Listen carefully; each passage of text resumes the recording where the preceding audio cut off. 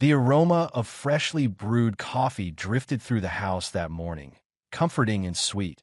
Yet underneath lurked an acrid undertone, a harbinger of the devastation that would shatter my world in mere hours. I'm Miles Carver, pushing 39, making my living as an environmental engineer in the peaceful outskirts of Denver, Colorado.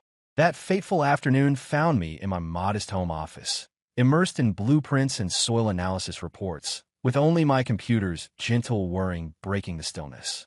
The telephone's shrill ring pierced my concentration. I answered, anticipating news from a client or perhaps confirmation of the gardening equipment Serena and I had recently purchased. Instead, I heard the crisp, professional voice of Mr. Dawson from First Rockies Bank, requesting a moment to discuss an urgent account matter. An inexplicable Ausgrippet my gut. He cut straight to the chase. According to him, a home equity loan had been processed against our riverside property in Golden, situated just 15 miles from here. The sum was staggering, $420,000 withdrawn several weeks prior.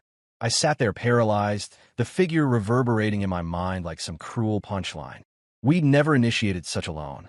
Our beloved Craftsman house, featuring its rustic cedar porch and vibrant wildflower garden, represented 7 years of shared dreams and dedication between Serena and me. I insisted there must be some confusion. His voice remained emotionless, almost robotic, as he confirmed there was no mistake. The documents bore both our signatures crystal clear.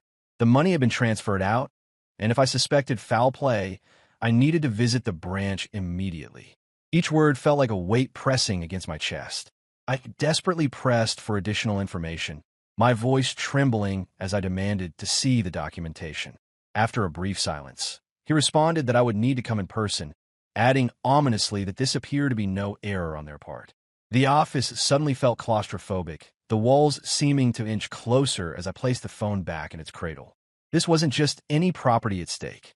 It was our sanctuary, where Serena and I had invested countless weekends restoring hardwood floors, nurturing a garden of climbing roses, and sharing whispered dreams of the family we'd create within these walls.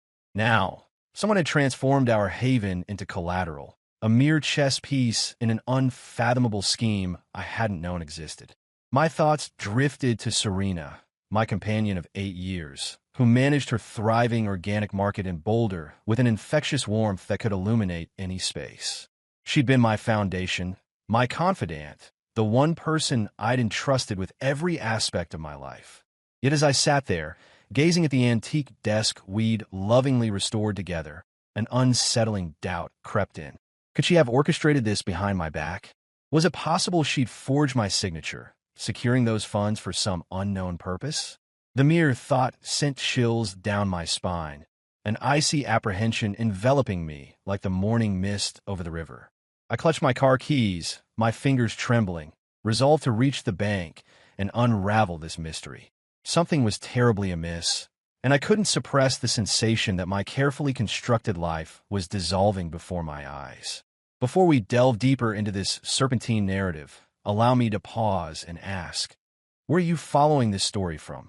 Share your location in the comments section below. If you're intrigued by this tale, don't forget to subscribe to witness how it unfolds. Because believe me, what follows will draw you even deeper. The journey from my office to the bank seemed interminable, stretching beyond its usual 20-minute duration, each traffic signal intensifying the anxiety churning in my stomach. I clenched the steering wheel, my whitened knuckles stark against the aged leather, mentally repeating Mr. Dawson's revelations about the loan, the signatures, the vanished $420,000. My mind raced through scenarios, each more disturbing than the last. When I finally arrived home that evening, the sun was descending over Golden, casting elongated shadows across our riverside property. Serena's vehicle was absent, her Boulder store shifts frequently extending later these days. Entering the house, the familiar groan of floorboards beneath my feet provided little solace. I needed concrete answers before tomorrow's bank meeting. Our shared tablet rested on the kitchen counter, its dormant screen somehow beckoning. After a moment's hesitation, I activated it, driven by an irresistible compulsion I couldn't stifle. A notification caught my eye, an unread text message from someone named Talia Brooks. My heart skipped as I opened it, the words burning into my consciousness. The message spoke of arrangements being finalized in Aspen, transfer documents completed, suggesting a celebration was in order. Aspen, that exclusive mountain resort town 3 hours to the southwest, suddenly felt like an alien landscape. I had never heard of an Italia, and in our 8 years together, Serena had never once mentioned this name. With trembling fingers, I scrolled through the message history, finding nothing but this single, enigmatic text. The word transfer echoed in my mind, forming an ominous connection to the loan, the vanished funds, our home. I had just set the tablet down, my heart pounding against my ribs when I heard the front door open. Serena entered, her auburn hair flowing freely, flashing her characteristic bright smile as she removed her boots and called out hello. I managed to keep my voice level as I mentioned the bank's call regarding a loan discrepancy. Her smile wavered momentarily before she dismissed it with a laugh, suggesting it must be a simple administrative error. She moved across the kitchen, depositing her bag on the counter with practiced nonchalance, though her eyes deliberately avoided mine. I continued, mentioning their reference to my signature on certain paperwork. She turned to the sink, washing a glass with unnecessary thoroughness, assuring me she would resolve it with them later. Her tone remained casual, but I noticed the tension in her shoulders, a detail I'd somehow missed before. I studied her, this woman who had been my partner in building our life, and detected something unfamiliar, a subtle unease she couldn't completely mask. My voice constricted as I inquired about any acquaintance named Talia. She stiffened, momentarily losing her grip on the glass, before recovering with a dismissive shrug, claiming no recognition of the name. A weighty silence descended as she concentrated on the dishes. I remained motionless, the tablet's message still searing in my thoughts like an unhealed wound. She hummed an unfamiliar melody, but her white-knuckled grip on the sponge betrayed her tension. I wanted desperately to accept her explanations, to dismiss it all as a misunderstanding, but the inconsistencies were mounting. The bank inquiry, the mysterious loan, this unknown Talia, they formed a puzzling pattern I couldn't decipher. I retreated upstairs, my steps leaden, knowing sleep would elude me tonight. Tomorrow would bring more investigation, but already doubt had taken hold, its grip cold and relentless. Sleep evaded me that night, with the river's murmur outside our golden residence, serving as a restless companion to the house's stillness. Beside me lay Serena, her breaths rhythmic and steady, her features peaceful in the faint light seeping through the window coverings. The ceiling became my canvas as I lay there, Talia Brooks' tablet message replaying endlessly, her revelations about Aspen and transfers colliding with Serena's weak justifications. My heart felt heavy, burdened not just by the loan or the bank's stark revelations, but by the widening gap I could no longer pretend didn't exist. Rolling to my side, I gently outlined her shoulder beneath the covers, allowing my mind to wander back to our beginnings, searching for the precise moment when my beloved wife transformed into someone I barely recognized. Our paths crossed 9 years earlier at an environmental symposium in Seattle, during a weekend marked by endless rain and mediocre coffee. I first noticed her across the packed conference hall, her piercing emerald eyes meeting mine as she engaged in a heated discussion about wetland conservation with a cluster of engineers. Serena possessed an intensity, then, a compelling mixture of intelligence and enthusiasm that drew me in. During a break, I gathered my courage to approach, stumbling through conversations about carbon credits until her laughter broke through, her easy smile dissolving my anxiety. Contact information exchanged led to lengthy evening calls, then weekend explorations along the Puget Sound. Within 3 years, we found ourselves in a modest courthouse, exchanging promises amid the fragrance of rain-soaked cedar, vowing to build a life founded on mutual trust and shared aspirations. The golden property followed, a deteriorating house we discovered after relocating to Colorado for my career. Its weathered porch and damaged windows presented a challenge we eagerly embraced. That initial summer was spent removing decayed support beams, her hands confident with demolition tools while I transported new materials. We spent evenings on the rear porch, enjoying cold beers as sunset painted the foothills, discussing plans for a nursery we'd eventually paint soft blue. Those first years seemed unshakable, yet hairline fractures developed imperceptibly. Her Boulder organic market flourished, attracting customers from Denver, accompanied by late nights attributed to inventory management. I supported her success, even as her weekend excursions became increasingly vague, with destinations like Telluride or Vail mentioned casually without photographic evidence. I began noticing other changes, initially subtle but increasingly apparent. Her phone acquired a password, which she explained away as necessary protection for business correspondence. Financial statements no longer arrived at our residence, redirected instead to her store's location, a change she dismissed as simple administrative efficiency. Our conversations grew sparse, replaced by vacant spaces she filled with distracted acknowledgments or exhausted exhalations. Physical intimacy diminished, her embraces becoming infrequent, always accompanied by explanations of workplace pressure or exhaustion. I turned the blame inward, convinced I'd overlooked important signals or failed to match her professional drive. In the darkness, I recalled a particular evening last spring when she hastily packed for an unexpected vendor meeting in Jackson Hole. Her farewell kiss brushed my cheek with a promise to stay in touch. Yet the weekend passed in complete silence. Upon her return, I noticed her boots remained immaculate, devoid of any Wyoming terrain marks. The recollection pierced deeper now in the darkness. Talia's message wasn't merely coincidental. It connected those unexplained absences I'd previously disregarded. Beside me, Serena shifted, mumbling indistinctly, and I pondered her dreams, perhaps of Aspen, or possibly a future without my presence. I quietly left our bed, my unprotected feet meeting the cold flooring as I descended the stairs.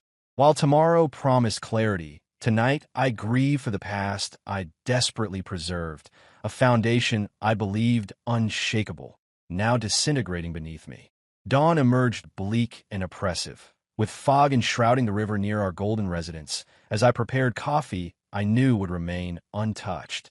Serena departed early, her vehicle's wheels crackling against gravel before sunrise, mentioning cheerfully about a Boulder team gathering. I acknowledged silently, concealing my sleepless night spent examining our history, her travels, her silences. Talia Brooks' tablet message haunted me, its Aspen reference impossible to dismiss. Donning my jacket, weighted by last night's suspicions, I headed toward the bank. My truck navigated Denver's misty streets toward First Rockies, the heater battling the morning chill. I needed tangible evidence to confront my life's unraveling certainties. The bank's interior carried the distinct scent of polished wood and stagnant air, with fluorescent lights humming steadily above. When I requested to see Mr. Dawson at the counter, a woman identified by her name tag as MS. Hargrove stepped forward instead. She adjusted her spectacles, her expression remaining professionally guarded as I explained about the $420,000 loan inquiry. She paused momentarily, mentioning confidentiality protocols while her fingers hovered uncertainly above her keyboard. I pressed forward, keeping my voice controlled but insistent, emphasizing that I hadn't authorized any signatures and my entire property was at stake. Her professional facade softened slightly, revealing a glimpse of understanding beneath her formal demeanor. After brief keyboard input, she guided me to a compact office adorned with aging certifications. She sealed the door methodically before sliding a folder across the desk surface. The contents delivered a devastating revelation. My signature sprawled across the loan documents, but the penmanship wasn't quite right. The loops appeared too angular, the slant inconsistent with my natural hand. I examined it closely, fighting rising nausea as I confirmed the forgery. Adjacent to it lay Serena's authentic signature, her distinctive cursive unmistakable. MS. Hargrove verified that Serena had personally submitted the paperwork 3 weeks prior, claiming my absence due to scheduling conflicts. My teeth clenched as I demanded the money's destination. She hesitated, fidgeting uncomfortably, but yielded under my desperate persistence, revealing the funds transfer to an Aspen-based escrow company shortly after document processing. Aspen, the word cut deeper into my mounting suspicions. I sank back, the chair protesting beneath me, while MS. Hargrove offered a perfunctory apology, explaining their standard verification procedure. She recited the confirmation number they called, unfamiliar yet deceptively similar to mine, easily convincing a busy employee. My thoughts connected to Talia's tablet message and Serena's evasive response about knowing her. The painful truth assembled itself with brutal clarity. I requested documentation copies, my voice empty, and MS. Hargrove excused herself to obtain them. Left alone, I contemplated the folder, its contents revealing a betrayal I'd struggled to acknowledge. My phone vibrated, a message from Serena requesting I bring her forgotten charger to the store later. I dismissed it, the deception now too insignificant against the larger lies exposed. MS. Hargrove returned, extending the duplicate documents with averted eyes. I accepted them with a curt acknowledgement and exited the office, gripping the papers firmly. The thickening fog enveloped the parking lot as I made my way to my truck. This wasn't a clerical error. It was calculated theft perpetrated by the woman I'd sworn to trust. The engine's steady rumble provided a momentary anchor as I started the vehicle, knowing this banking revelation was merely the beginning. Something more sinister lurked ahead. The dense fog cloaked my windshield as I navigated out of the bank's lot, the damning loan documents resting accusingly on the passenger seat. Serena's text about her forgotten charger resurfaced in my thoughts, its mundane nature now painfully hollow against the bank's discoveries. The drive back to Golden passed in a blur along the river's edge, my knuckles white against the steering wheel. The escrow transfer to Aspen persisted as a nagging detail demanding resolution. Arriving home, I entered our silent kitchen, its emptiness oppressive as I retrieved my laptop. I accessed the public record database and typed Talia Brooks into the search field, my heart rate accelerating. The search revealed a property transaction, a chalet in Aspen purchased 2 weeks prior for $415,000. Her name displayed starkly in the digital record. The proximity to the loan amount was too precise to dismiss as coincidence. I closed the laptop forcefully, struggling to maintain steady breathing as I reached a decision. Despite the 3-hour mountain journey to Aspen, I needed visual confirmation. I grabbed a jacket, jumped in my truck, and began the drive as purple dusk settled over the Rockies. The journey stretched endlessly, my mind cycling through Serena's deceptions, her password-protected phone, and those inexplicably clean boots after supposed work shifts. I arrived in Aspen as darkness fell, navigating streets lined with illuminated boutiques and luxury chalets nestled against snow-covered peaks.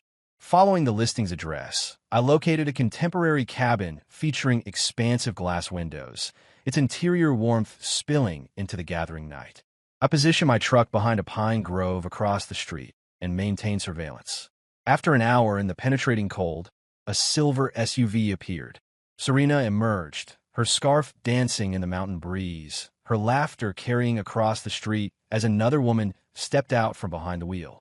The stranger moved with youthful confidence, her dark hair secured in an immaculate ponytail, casually tossing keys to Serena. They approached the chalet together, their familiar rapport cutting through me like ice.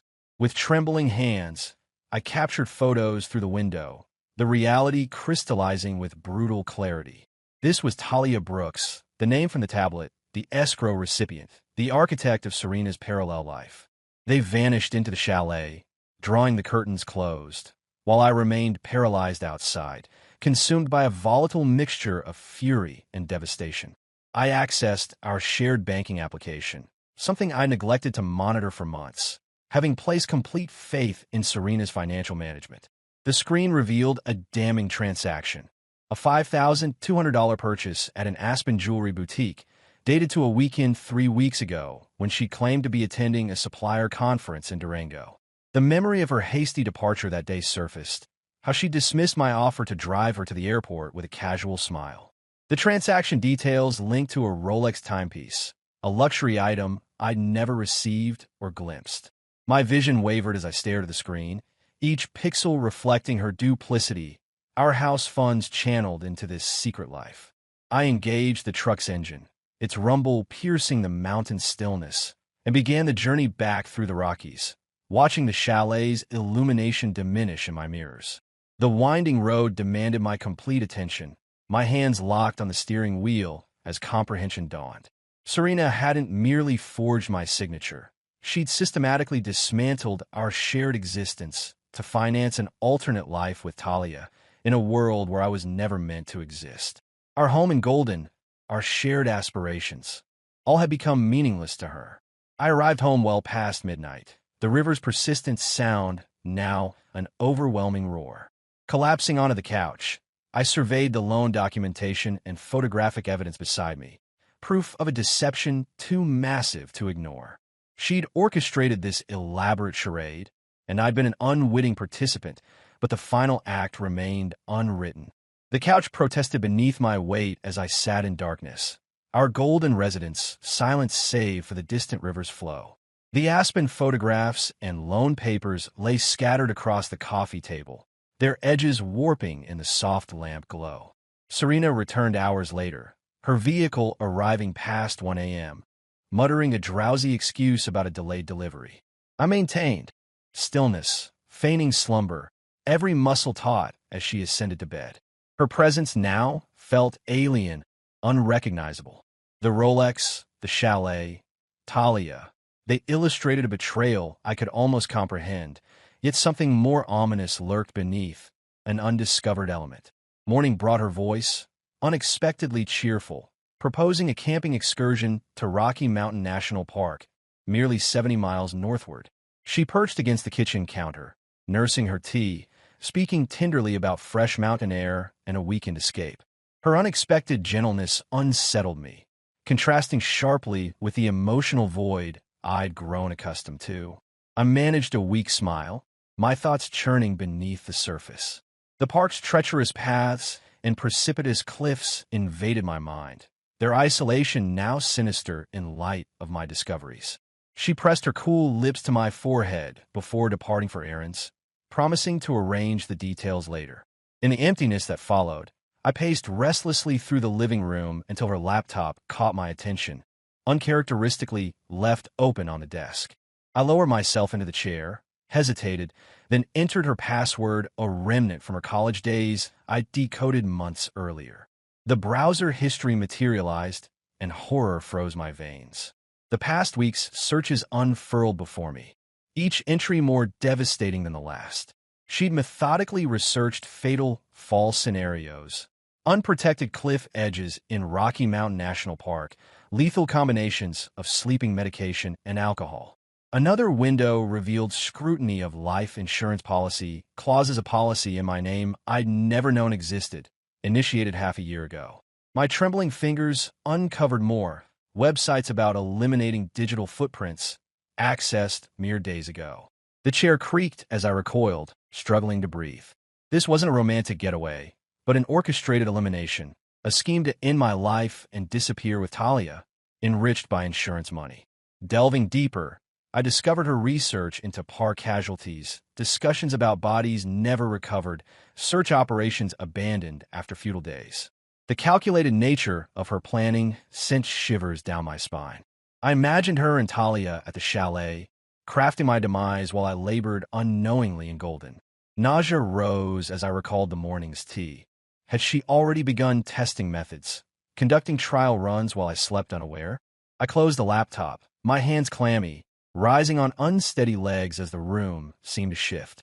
My wife had transformed from a deceiver into something far more dangerous, and I'd become her intended victim. I hastily photographed the incriminating evidence before the screen locked, moving with deliberate stealth. The river's persistent sound faded as I stepped into the crisp outdoor air. Documentation alone wouldn't suffice now. I needed an escape strategy. Serena would return shortly, her warm smile concealing deadly intentions. I climbed into my truck, its familiar rumble offering temporary comfort, and headed toward town, focused solely on survival.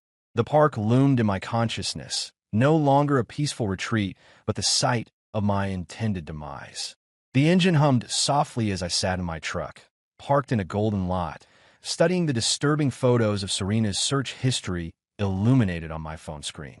The nearby river flowed peacefully, mocking the chaos churning within me. Returning home wasn't an option, not with her there. Knowing her camping plans concealed a sinister plot, I discovered just in time. I reached out to my sister Harper, her familiar voice answering after 2 rings, sharp and reliable as ever. I revealed everything. The fraudulent loan, Talia's involvement, the chalet, and the haunting evidence from the laptop. She listened intently. Her silence waited before firmly directing me to meet her at her Denver apartment, 15 miles eastward. I complied, desperate for her steadying presence and clear-headed guidance. In Harper's apartment, she prepared coffee in her cozy but compact kitchen, her expression growing stern as I presented the bank documents and photographs. She muttered expletives while pacing, then grabbed her car keys, announcing we'd retrieve my vital belongings while Serena was at work. Despite my frayed nerves, I followed her lead. We drove back with the afternoon sun glaring through the windshield, parking discreetly a block away. When Serena's SUV departed at 2 p.m. for her routine shopping trip, we had our window. We entered the silent house, and I hurried to my office, gathering tax documents, passport, and a cherished photo of my parents into a duffel bag. Harper maintained watch by the window, alert and rigid. The unexpected sound of a car door jolted us, too early, too near. Harper whispered urgently, spotting Serena's silver SUV returning. My heart raced as I secured the bag, gravel crunching under approaching footsteps. The front door opened, Serena calling out my name with unexpected cheerfulness. I emerged into the hallway, Harper close behind, and stopped short as Talia Brooks entered, her ponytail swinging, carrying groceries. Serena's welcoming smile wavered as she registered our presence. Talia's expression darkened as she placed down her bag, eyes darting between us. Gripping the duffel, I steadily confronted them with everything. The fake loan, the Aspen property, the expensive watch, the disturbing searches about Cliffs and medications. Serena's face blanched, her mouth parting to object, but I silenced her by displaying my phone with the incriminating screenshots.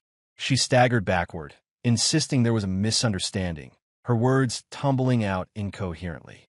Talia's expression shifted from bewilderment to fury as she rounded on Serena, demanding answers about the suspicious death-related searches. Serena barked at her to remain silent, her facade crumbling, but I persisted, revealing that law enforcement was already involved. Earlier that morning, I'd contacted Detective Ortiz, a seasoned investigator recommended by Contact, sharing all the evidence. The distant wail of sirens grew increasingly loud, a patrol vehicle approaching right on schedule. Serena made a desperate grab for my phone, but Harper intercepted her with unwavering determination. Talia retreated, muttering in shock, before fleeing through the rear exit as tires squealed outside. Ortiz entered, his badge catching the light, his demeanor composed yet authoritative as he instructed Serena to move aside. I passed him the duffel, my voice icy, informing her to collect her belongings, which would be waiting on the lawn by evening. She begged, tears streaming down her cheeks, but I remained unmoved, her sobs ringing hollow. Ortiz led her out, cautioning her to maintain distance, mentioning the pending restraining order. Harper and I methodically packed her possessions, clothing, literature, retail achievements, into boxes, depositing them street-side as curious neighbors observed from their entrances. I secured the door with finality, my hands remarkably steady after days of trembling. Serena remained by her vehicle, a dark outline against the river escape, her reality crumbling while mine began reconstructing. Ortiz departed with a reassuring nod, promising to keep me informed. Harper's silent support anchored me as she squeezed my shoulder. I inhaled deeply, savoring the purified air, acknowledging my escape from her scheme, though knowing the wounds would persist. The subsequent weeks merged into months, the golden residence standing serene, without Serena's discarded possessions littering the yard. From the porch, I observed the river's constant flow, finding solace as I erased her presence, repainting walls we'd once selected together.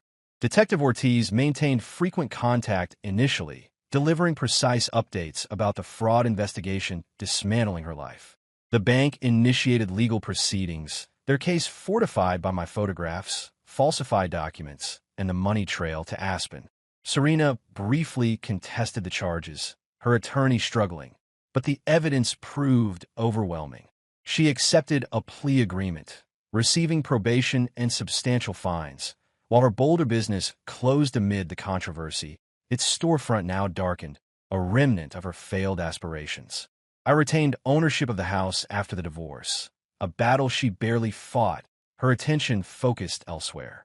The chalet sold quickly, with Talia Brooks' name disappearing from both the deed and state records, erased like footprints in sand.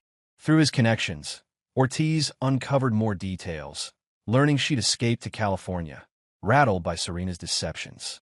I chose not to pursue her story further, turning my attention inward instead. My truck traversed golden streets each day.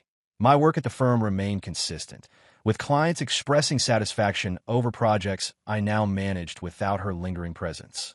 I planted fresh roses along the fence line, their thorns symbolizing quiet resistance, while my evenings were spent in solitude on the deck, beer in hand, watching the foothills bathe in golden sunset light.